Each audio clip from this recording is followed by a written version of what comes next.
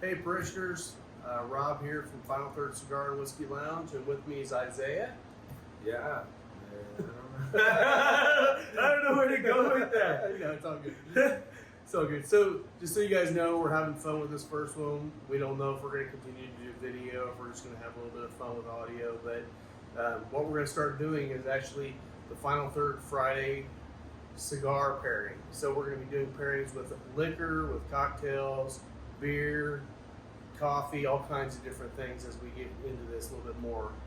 So today we're going to actually be working with the Aladino Corojo Reserva, and we're going to be smoking the Robusto, and that's going to be paired with. Yeah, we've got the Jack Daniel's Single Barrel Select. This is the 47% version, the 94 proof. So what you'll get here with this pairing will be a similar experience to what you'll get at your home. But these are single barrels, so every single bottle is going to taste a little bit different. They're in the same ballpark, but they're going to taste a little bit different. We're pulling out a lot of the typical Jack characteristics here, and that's what we're playing off of. Do it with the Single Barrel Select. Don't do it with Old Number 7 or Gentleman Jack or Jack Gold.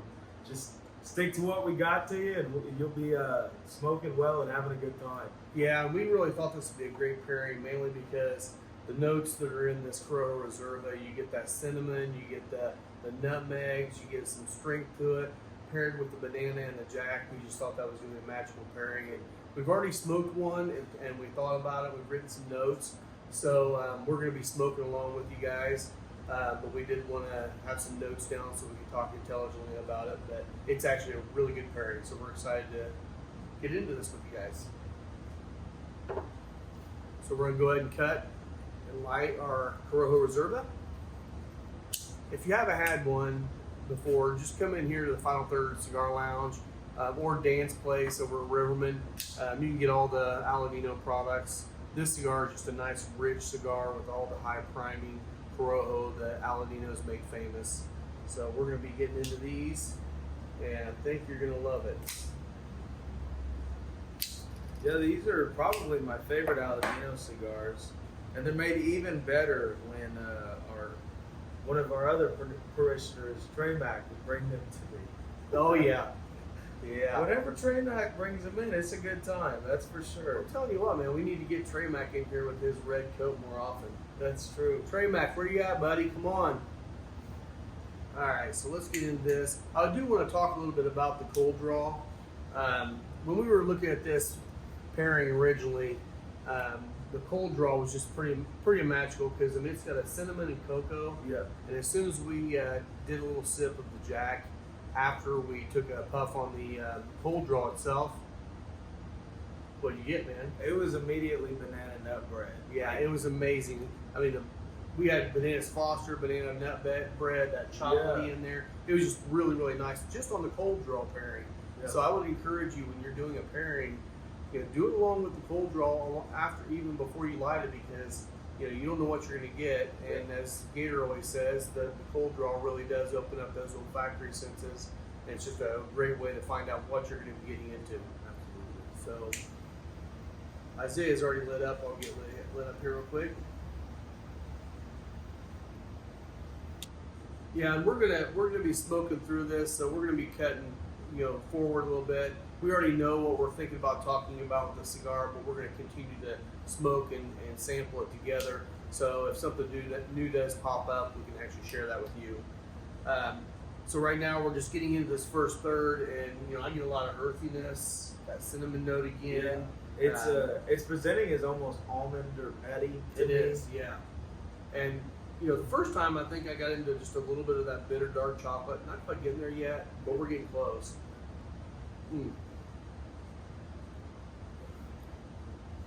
Well, just before I took that sip too, should have been nosing it first, but the nose hit me right before I even took the sip of that banana note you get for a lot of Tennessee whiskey, especially the Jack product. And honestly, I'm not a big number 7 fan. To each his own. If you love that, great. You got a great bottle at a cheap price. That's great for you. Yeah. But this single barrel is actually really tasty.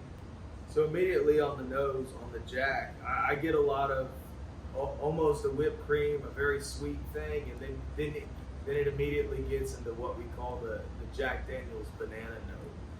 When we say banana, we're not talking about banana straight out of a peel. It's more like an artificial banana, like a banana runt or a banana Laffy Taffy. Or even kind of a banana, like a banana chip. Like dried banana chips. Yeah, just some that have been, I guess, sugar added in some way. Yeah, so agreed. Yeah. Yeah, so one of the things I like to do when I'm doing a pairing is take a puff, let it out, and then take a sip. And then just kind of see how they play together in that way. And then after you cleanse your palate with a little bit of water, do it the opposite way. Take a sip and then a puff.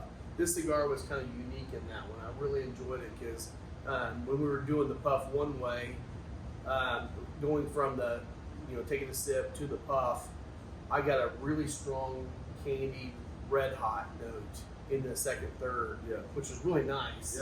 But when you did it the opposite way, it was just banana nut bread. And it was really kind of amazing how different it was going back and forth. And a lot of it's coming from the proof of the whiskey as you're smoking your cigar as well. But it was kind of nice to have that little play going in there. So we're not that much further into the cigar at this point, but one thing that's fun to do, especially if you have a decent glass, is to retrohale and then nose the glass. And just for those of you that I know it's been talked about on the podcast before, retrohaling is just blowing a little bit of that smoke out in your nose when you're exhaling that smoke.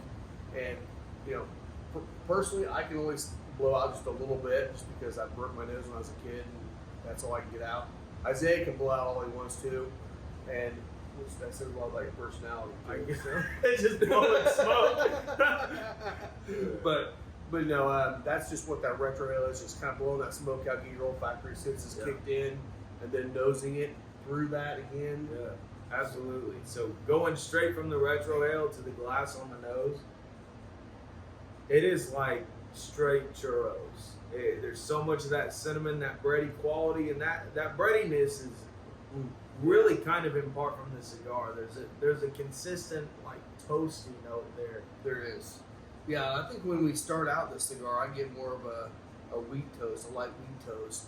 And as we get into it a little further, that toast will change a little bit, which is nice. Absolutely. The transition on the cigar, agreed, even though we're barely into the first third, we'll get into it here in a minute. So now we're getting into the second third. Taking a sip after the puff.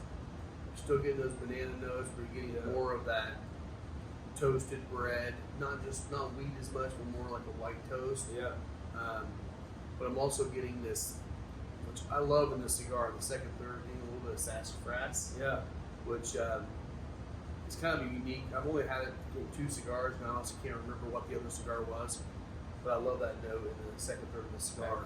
And it really pops with that banana bread note of the Jack Daniel's as well. So I just smoked, then sipped, and then went back to smoke, and I just like during that sip I just kept thinking like a banana pudding with vanilla wafers on top. It's very vanilla wafer. Very vanilla wafer. Like just kind of bready, but it is a very sweet banana that's there, and it's a little bit of cinnamon too. On there. But that's what's kind of nice. You go from the smoke to the drink, and that cinnamon's more of just a wafting of cinnamon on top of it, where it's not the sweet cinnamon, just like the baking spice cinnamon. You go the other way, you get cinnamon red hots. Which is kind of really cool. Similar notes, but on the sweet side when you drink the whiskey first. So on this pairing is a nice pairing. It's gonna be in the range with the 2-ounce pour of the single barrel and the Robusto size of the Aladino Corojo Reserva. Your price point for that's gonna be anywhere from $25 to $30 for the pairing, depending on what state, taxes, and all that good stuff too.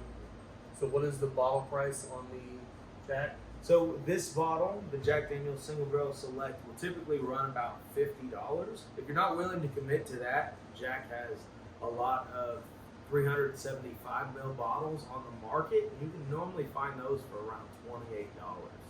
That's awesome. That's a good way to get a bottle for your pairings and try it out, see if you like it. If you're a guy that like me that says, not a big Jack fan, you need to try this one because I think you're going to love it. So we're getting into the final third now. Anything new coming out for you? Really, it's just kind of a buttered toast. Yeah. It's I think originally Rob had mentioned wheat bread. This is more just like your general generic white bread. But there is definitely that toasted bread thing, and also a buttery quality to it. Yeah. The smoke on it's very creamy, very thick, and it just is nice. Just coats the tongue really nice. Yeah. And there's still that sassafras note on the retro ale. Mhm. And it's very pleasant. A little bit of spice there too. Yeah. And it taking a sip afterwards, it brings out even more of the baking spice notes that weren't even as present before. Yeah. Getting a lot more complexity on the spice than it was on the earlier round. But Yeah, so from smoke to drink for me, it's more. There's some nuttiness there and a lot of baking spice notes. So it kind of reminds me of like German roasted pecans, where you're getting a lot of that cinnamon, that sweet thing, but also that nuttiness. I can see It that. is really pleasant. Where I'm at in the cigar, the banana note is primarily died down in the Jack, but it's still lingering around. Yeah. But it's not as present as it once was. Yeah, I mean it's more like you were saying, like a walnut bread with a little bit of banana, not a banana nut bread as much. And yeah, it's a beautiful pairing. I love the way that they play well with each other. The whiskey is still holding strong, even though it's only 94 proof. Yeah, 94 proof. Even at only 94 proof, you're getting a little bit of strength out of the whiskey. It's not losing any of the complexity at all to it. Absolutely. It's really beautiful. So we appreciate you guys listening in on this. We're excited to do more of these. Sorry it took us so long to get this going. It just took us a little bit of time to get the lounge going, and now we're finally kind of hitting our stride. We're excited to be a part of doing this on the podcast. As we get going even more, if you have ideas of pairings, share them out there. People would love to actually have opportunities to try something that maybe you really like together. There are cigars that go with everything from, like you said, coffee to a sour beer. Sounds really weird, but there are certain cigars that do that. And we'll probably do one a little bit, towards we get towards summer, once the sours start popping again, that we can actually do a pairing, so you can see that this is just part of the game. Find something you love to drink. I mean, I know a lot of people that drink, sodas. Dr. Pepper or root beer or cream soda are perfect because they have similar kind of notes as what whiskey has. So it's just, you don't have to just have liquor if you're not a liquor guy. There's so many ways to pair your cigars. I mean, if you're going for just straight up, I want to know everything about the cigar, room temperature water is your best way to go. It cleans your palate between puffs, and it's great to go. But we're excited to do this. We're going to be trying to get this done every week. See how we do. Yeah, we'll see. But thank you for checking this out. Again, I'm Rob from Final Third Cigar and Whiskey Lounge.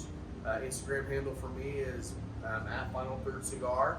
Yeah, and I'm Isaiah. I'm also working at Final Third. Yep. But you can find me on Instagram at the Whiskey Pastor. Yeah. So thanks a lot, guys, and we will see you on the next side.